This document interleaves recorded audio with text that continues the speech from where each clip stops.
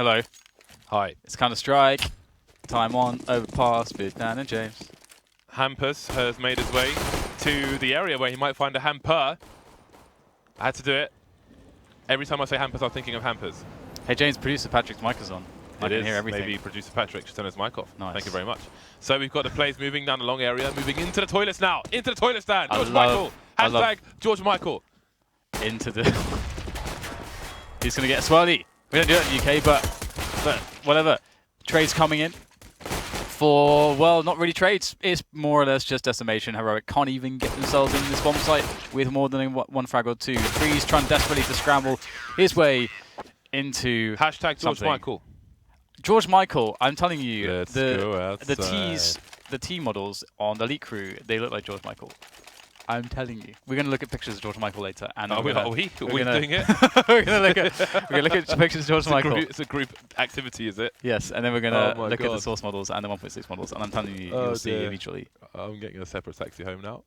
So, Umps for dice audience. Vandal, Hampus. Bish bash bosh. I hope you're going to pay for that. So we have Hampus and Rusty towards the the bogs, the sort of area. Can't think of any other nicknames for it.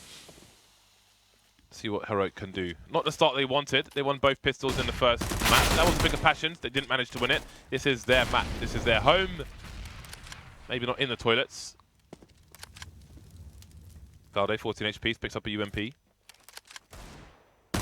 The bomb, though, is rotating. It seems to be trying to keep passions deep towards A. And the bomb may head towards B. But Person will be having a look through Monster. He will have the early warning. And there it is. He's going to get shot in the foot, but that's information for his team. Now they can go 2 for 2. 2 per site. And perhaps there's some indecision as to what Heroic want to do. They've still got a minute on the clock, so they can go backwards and forwards for some time.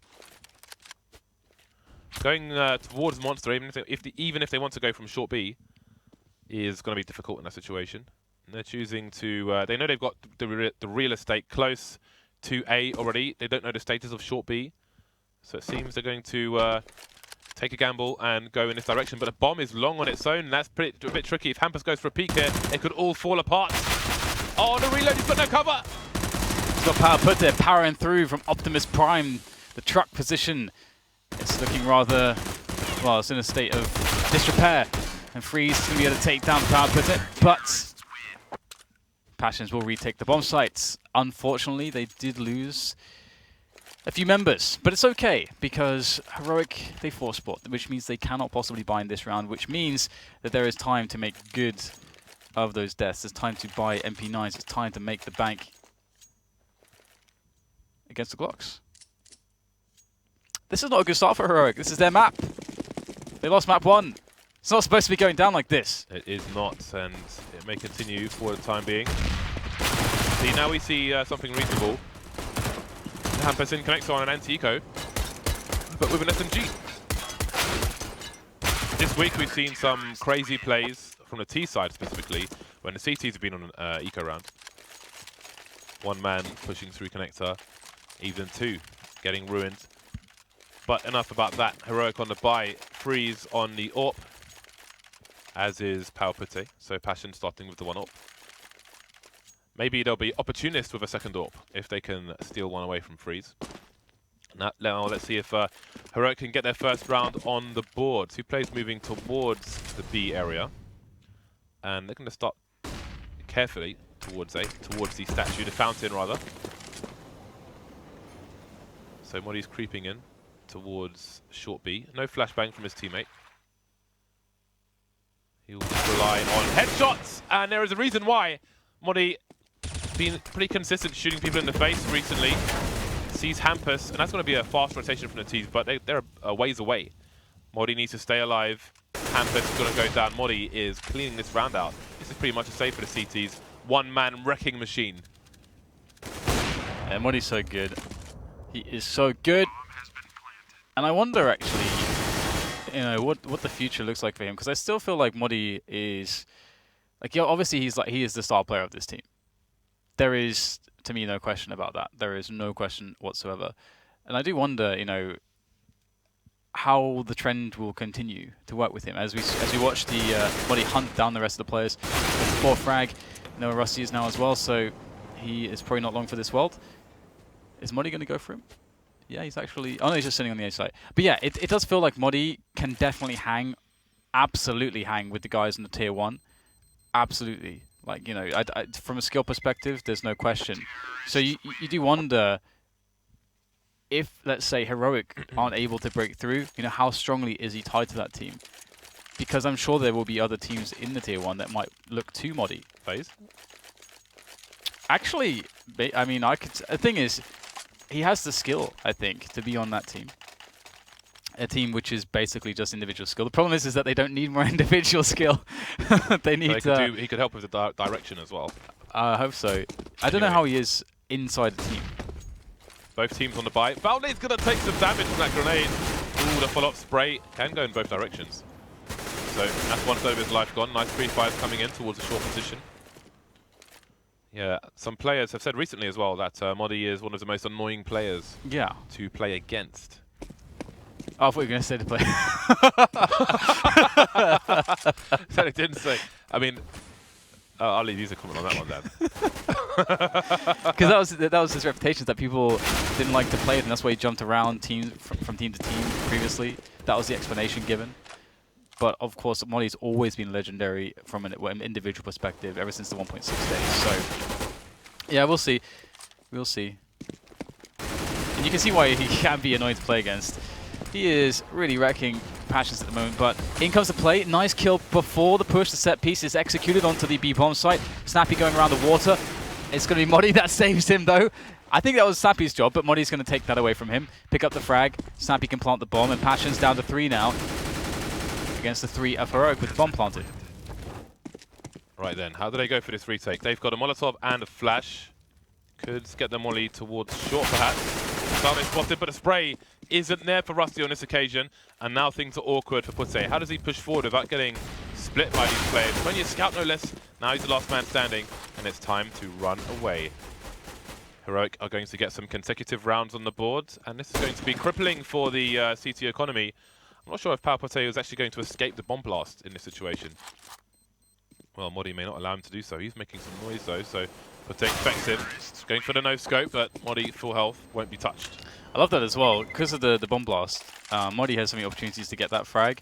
And so you can see the way that he made his movement. He forces, like, he makes the sound, and then he forces the CT constantly to peek into his angle, which he can choose. And as he's elevated as well, it's so much harder for the CT in that spot. So, you know, just the small tactical little things there to notice when you're watching these players, that, you know, where they try to play and make their engagements easier. It's not all individual skill. A lot of it's positioning and outthinking your opponent as well to give yourself the superior engagement.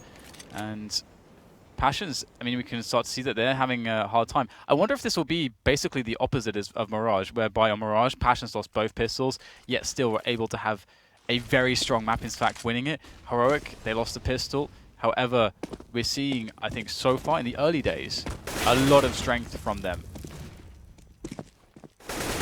So that's a nicer way than we normally see to approach the connector area on the anti-eco, the high ground and the low ground, combining together along with some Molotovs. But there is damage being done by the Passion side. Now Limp may overextend and get taken down for free by Valde. That's exactly what's going to happen. Hampus has found himself an AK-47. And actually above the ladder is a nice place to hide. Because if you go up the ladder, then there's a blind spot directly behind you on your right that you can't do much about. It's super awkward. Although trying to knife people, as I've discovered in that position, doesn't always work. It is a bit weird. So back on the buy, Passions, but no AWP onto powerputte. Frags averaged out over on the CT side. See what response they have to the lack of utility and the lack of AWP. So the aggression coming in from Passions is nice to see. Playing the aggressive setup here towards the party area and long can be quite... It can have its risk, but again, there's ways to do it. If you look at SK, they're quite strong at this. It's one of the things that they are very scary when they try to attempt this, because you see the pop flashes come in. They know exactly how to fall back from these forward positions safely as well. And Passions, I mean, Hampus was kind of out there alone. I don't think we really saw the correct nades to go with his push. Sort of dive for Fridh there, and you can see that the response from Passions is to take aggressions on towards short. They pick up the kill there, very important. Equalizes the numbers. Also tells them that Heroic are mostly moving towards A at the moment, which is going to mean Passions are going to fall back a little bit onto the bomb site, although Rusty's taking a forward position, playing the shadows. And you can see also a rotation position from the players on B. I like how quiet the CTs are being and were being when you go in for that crossfire towards MODDII's position. As soon as one player gets taken down, the other CT darts out as well, tries to get any information. Passion's playing really well together. Definitely a proper unit, a proper team. Rusty's got to be careful because of the trade. That's info for his team though, because that's the bomb spotted. And now we see a full rotation, so maybe that will be the information Passion's needed. Moving into position at the moment. We've got smokes all over the place, but it's going to be hard to get the bomb out because that Molotov is going to disappear from Optimus' position, and they're going to need to find kills. That's one way to do it. Friis delivering for his team again. They hear limp, and they're both got a face, and Friis will trade the final kill and keep Heroic in the winning column. Important kills there from Friis. That was very hard. Close range, awkward angles, managed to deliver, and that puts Passion straight back on the eco. It's funny too, because you can see that Friis, as an AWPer, he doesn't want to be in those spots, but he realizes that because of the kinds of angles that the CT could take, he has to be really close to the planter because he knows the CT is going to come out at that moment when the guy's planting to kill him. So he has to play close as well, because if he plays far away, the CT can get into angles where he can escape, and then Friis can't win the round. So he's got to play the awkward shots. And there we go, we got the next round coming up, and it's a bit of an easy affair here for Heroic. Nice kills coming in from them to take the bomb site. I wonder if Snappy's tilted. Don't you hate it when you're the second man out, but you get shot instead of the first man out? It's so irritating.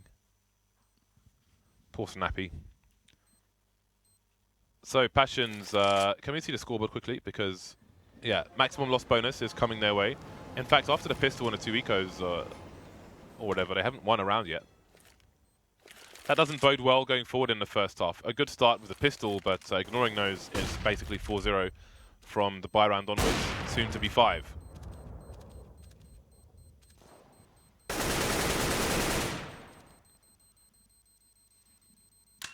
So they're going to have good money. The AWP will be coming back out. I do wonder if there's a chance they'll go for 2 AWPs to change things up a little bit. There's one, and there's the other one.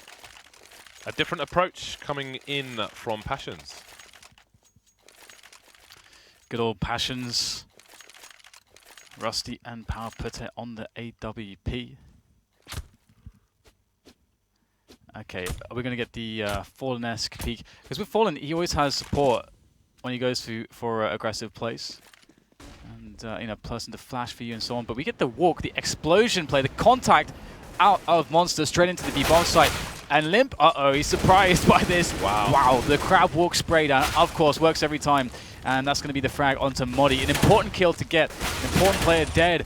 And Heroic, they still need to plant the bomb, but they can't get onto the bomb site. How is this even happening at this point? How did they not get the bomb down? Yeah, that's massive. What Passions made a great play because they had short B, but they were losing control of the site. They pushed through to Monster Tunnel. Perrzon actually killed the flanker. No, he got killed. He was the flanker. And he got taken down from the back. So Heroic made their way through to Monster, but then they had to look in both ways because they didn't have control of short B. It became really awkward, and again, it's Passions making split decisions like they did on Mirage when they pushed into A that allowed them to take that round in such a fashion. Heroic with money in the bank will continue. Just want to note that Friis has been a really exciting AWPer for Heroic. We've seen him on a bunch of different teams, but this one seems to fit a lot better. There's some more passes set up too from Passions, mixing up how it works. And it's always quite interesting too. I mean, a team that decides to play both AWPs from the A position, Toilets and the A-long area, a lot of teams will actually like to spread them out. So you only have one per site. So it's going to be quite cool to see how that actually pans out for them, because Heroic are moving towards...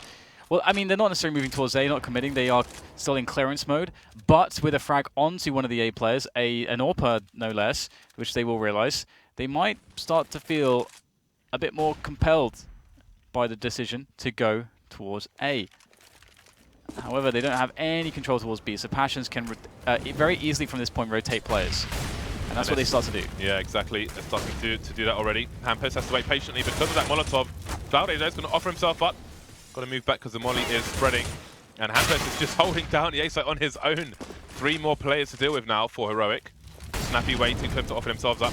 More Molotovs coming in to stop that plant. It's on the high ground and the low ground. No plant possible. Snappi almost falling, walking into the Molotov there. Finally going for the plant with 18 seconds on the clock. That's a great Molotov coming in from the CT side. Down goes the bomb, 2 versus 2. That smoke will soon disappear. And again, Snappi is in a lot of trouble here. He does not have much help at all. Spotted and swatted by Person. They've got a molly to force Friis into one angle. He doesn't have his trusty AWP, but he could get almost a 2-man spray down. Now it's powerputte with the AWP coming in closer to CZ. Friis playing the blind spot, but he's ready for it. Gonna snap him in the face. Nice stuff, takes his AWP straight back as well. Very close rounds. That could have gone either way, but Heroic will reset Passions again. Yeah, that's very nicely done by Heroic. Passion's having a really hard time against them.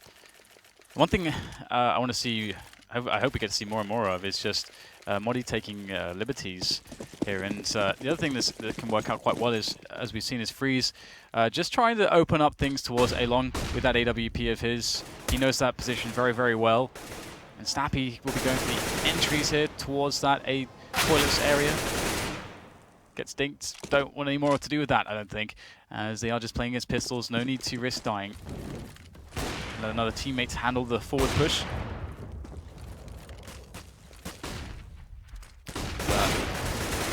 Snappi with the double. Nice little finish to the A-Long attack.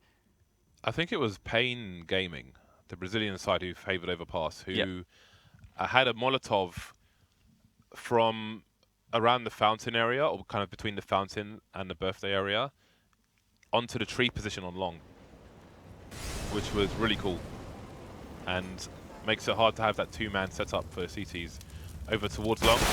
Would like to see more of that from other teams. So Passions with just 1 round on the board. I'm enjoying, even though Heroic have had most of the success since the pistol and the post rounds, some of these rounds have been pretty close, and I'm liking what both teams are trying to do. It's pretty enjoyable. See if Patrik can save himself an AK. Ooh, I like this. Off angle. Not easy to jump up there first time, and Valde, there's no way he's looking up there. Well, James, of course he's going to look up there. He saw. I think he saw a shoe. Fairness, he saw the foot, yeah. Otherwise, saw a heel. So technically, I was right. Information was discovered, leading to his peak. Back on the double up. It's quite interesting to see that Passions favour the double up so much. I do feel like with some of their skill sets, they could be quite a good Overpass team as well, with the right tweaks. One of them being, I think they should just try to straight up copy some of the setups on A that SK use. I think most teams should do that because SK are really good on this map. But nice sewage take coming in from Heroic. Again, this doesn't mean that they are going to go to B. It is just like it's just one way of opening up the map. You want to, a lot of teams you can do it. It's easier to open up sewers first because you can get the Molotov down, you can get presence there, which really makes it very hard for the CTs to get back in. If you go A toilets first and then try to get control of sewers, then it's very hard. It's much harder to do it that way around. But the push comes into B. Double Molotov, no less. Persson completely blind, but nobody can help him. Down goes Limp as well. More problems for Passion. They've got players. Well, they had players. Now they're all dead, basically. Body bags galore. Off the conveyor belt, straight into the body bag. And those double ops need to be saved, but that's going to be awkward because Valde is already on the flank. And Rusty's going to be exposed towards long. Neither player prepared. Valde trying to do as much basic as possible, and it's going to pay off. Nice. So this is a disastrous situation for Passions. They're just losing and losing and losing. Weapons, people, rounds, hope. And okay, so this is the cool thing, right? Is that if you're a team that shows this play into sewers, like I said, it is definitely easier to build sewers into then go for the take into toilets and long potentially, and then make a decision if you can. Like that's one way I think the defaults can be very strong. But having shown that now, they don't have to do that every time. They can take sewers, they could do it again and just do a really slow variation where they force Passions to take info, or they could go and do kind of build quickly into a toilets control and then have both parts of the map. Like those are two big variations that give you so many options that make it hard for the CTs to deal with and force reactions from the CTs. So that's not something, a baseline they can work off of if they choose to do that. We'll have to see what they decide to do in the next buy versus buy. I'm really curious now. Passions on Nico. Stacking. If Heroic send a guy down into the connector area alone, I will quit my job. I'll quit this job. I'll never come back. We've seen teams do that as well. Yeah, we have. We've seen Sean Gares do that. But we've seen Heroic have a good anti-eco where they put somebody on the T side of connector on the lower ground, and then have somebody throw a Molotov from the high ground, and then come in for the high ground along with their teammate on the low ground and pinch anybody who was in there. So they had a measured approach to it. It's better than the usual nonsense. That sounded very paintball-y, I just realised. Oh yeah, yeah. Very paintball-y indeed. Maybe it is. Maybe it's literally the sample from a paintball fire. Gas-powered paintball gun. Snappi and Glaive trying to oh, this is a problem. Stop Passions from stealing all the weaponry away. Oh no. They're going to take an AWP for free. That is a much-needed steal for Passions. All things considered. It's been a very difficult CT half for them. That one round in the middle of just glory, badges, honor, and cheese for Heroic. The finest cheese. Blue cheese, chutney. What else do you have with cheese then? You've had a lot of cheese recently. Marmalade. Onion. What's that pickled? Is it? What's that onion? Honey, marmalade. Caramelized onion? You had some of that dip or something? It was marmalade. Onion marmalade. Oh, onion marmalade. Okay, that works. That's fine. Onion marmalade. 9-4 for Heroic. And this is the thing too, like Heroic will realise that there'll be orbs here. Ooh, there you go. Nice, aggressive play. I was going to say, they know there'll be orbs to play with for Passions, and that Passions love to double orb. The B set piece execution does work very well against that initially to get yourself the bomb down and force the orbs out of position. So I'm surprised that they're not deciding to go for that after seeing the orb being stolen last round. That said, they just lose one player early to Hampus' aggression. And look at the movement here. We've got Friis all the way up A-long, completely alone with his AWP. And the rest of the team, oh no, this is just, it's so brutal, isn't it, James? It's so brutal. Information That's the plays. GG. That's the GG plays. Yes, information plays. Always love to see that kind of stuff. He's made his way forward, but he can do minimal damage. Passion survived with 4 players, but can they string one round together? 2 rounds together, rather. Since they've got 1 round, can they get the other one? That's the question. They haven't been able to do it in this half from the buy rounds onwards. I see the sewers take again. I want to see the sewers take straight away. That's what I want. That's what I want in my life. Because it also factors out that aggressive play early into the round towards A from the CTs. They're going to go towards A first. Aggressive play comes in from Rusty. He misses the shot though. But Hampus is going to be in from the side. He's been so good with this. The flash comes over the top, but didn't seem to flash Hampus nearly enough, or Friis nearly enough there. And Passion's taking the fight to the other side. Powerputte falling, pushing connector. We'll see if Passions can pull some more frags out of the hat.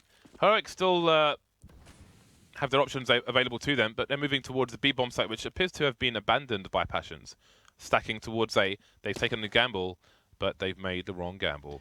I like it though, because it's safer, because it's much easier to retake B than A. So, and you can see that this allows them also to take 2 players from the flank and have 1 player coming from CT spawn. So I actually kind of like the fact that they gambled on A there.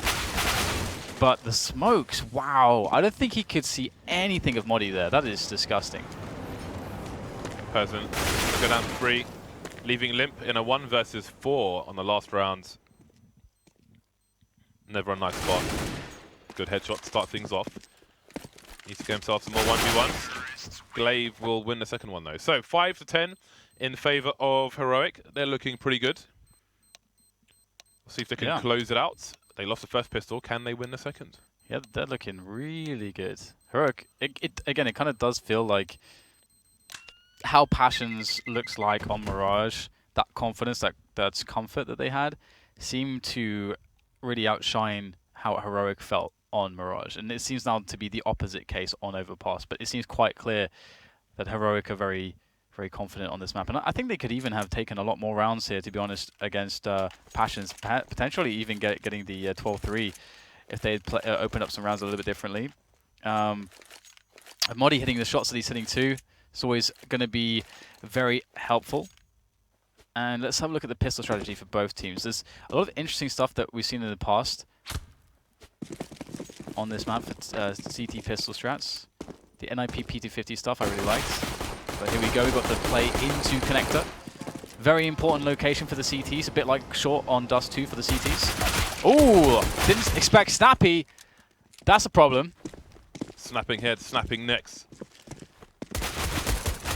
Oh, snapping prawn crackers, Dan. It's not good with the little messages inside. Person somehow still gets the plant though. What can he do with this? Not much, unfortunately. Glaive putting an end to the shenanigans. So let's see what Passions opt to do. What would you like them to do in the next round, Dan? Well, I think it's, if you have the set piece, I always like to see it, because especially what you want to do is you want to pressure Friis off of the AWP early into the map, because you want to get him out of his groove. So, and one way to do that is to win the round with a force buy, and that's what they're doing, which is really awesome. So they're going to go for this force buy, but interestingly, there's almost no tech. There's no Tech 9s actually. Having the Tech 9s allows you to buy a lot of grenades with it, Molotovs as well. But they'll only have smokes. This is I don't remember when I last saw a team take this approach to this round. So this is gonna be quite cool to see what they have. They're just gonna go for it. Oh no! No! Oh no! James, why? Man, Why? You could wall off this whole site with those smokes. Oh dear, that feels really bad. I feel terrible. I feel horrible. We're bigging them up. We're saying there's all this potential. Yeah. Let's just make a school line into the monster tunnel. Let's queue like we're waiting for lunch, and get sprayed down by the dinner lady. By the dinner lady. Oh man. that was kind of funny, to be honest. That's so terrible. I mean, because the thing is that playing the force buy in that round is like the whole point is that you have like a really solid plan. Well,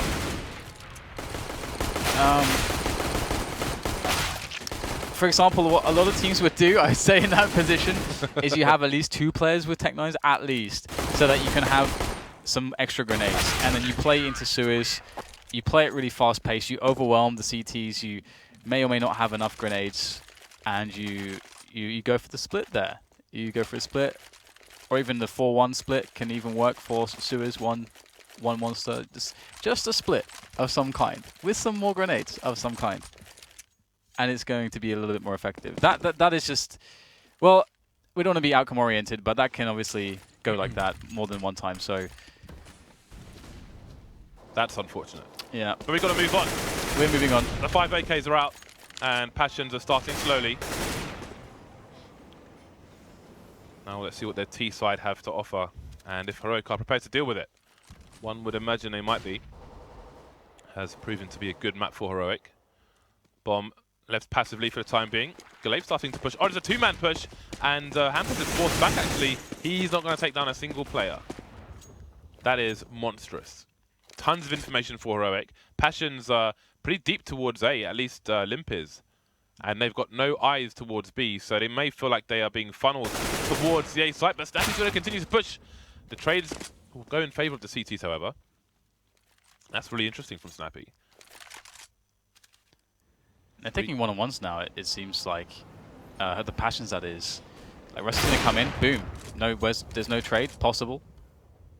Just very far ahead of his teammates. No grenades onto the site at the same time. Friis still alive. Falls back into a position where MODDII can cover. MODDII is then the distraction, allowing Friis to peek out to get a free frag. That round was made very easy, I think, for Heroic, in many senses, and it might be a little bit of Passions being a bit frustrated But, okay, this is kind of what I would more have expected to have seen, this kind of a buy, minus the Galil. Maybe an extra Tech 9, 3 Tech 9s, 2 UMPs in that round where they got slaughtered. And this time they'll probably do the set piece from Suez instead of just running all through Monster. Maybe they'll go through Monster again. Maybe they want to make it work. Yeah, I guess they want to make it work. And they have flashes this time. That's good. Yeah, but there are counter flashes for the CT side, and that's going to be a problem for Passions. They are stuck now. They are still blind, and they're getting sprayed down. Great damage being done by the CT side here, but they're fighting back to T's. One more person to deal with. That's Snappi in the smoke, and it's Rusty with 43 HP. Bedlam, the carnage is not going to go in their favor, unfortunately. And now Heroic find themselves with many game points. Force buy coming out from Passions. They managed to eke out some AKs. They'll be even more limited with the grenades. Yeah, and that's been an issue. Also, the issue is that maybe that they don't have all the knowledge when it comes to all those pop flashes, like exactly where they need to be. Because, for example, whenever you design a rush, you're always looking at a couple of the most problematic things that can happen. You have a flash for that. That's kind of the idea. If a guy can be in this position, which closes the rush, or that position, you have a flash, 2 flashes for that, and a Molotov for that.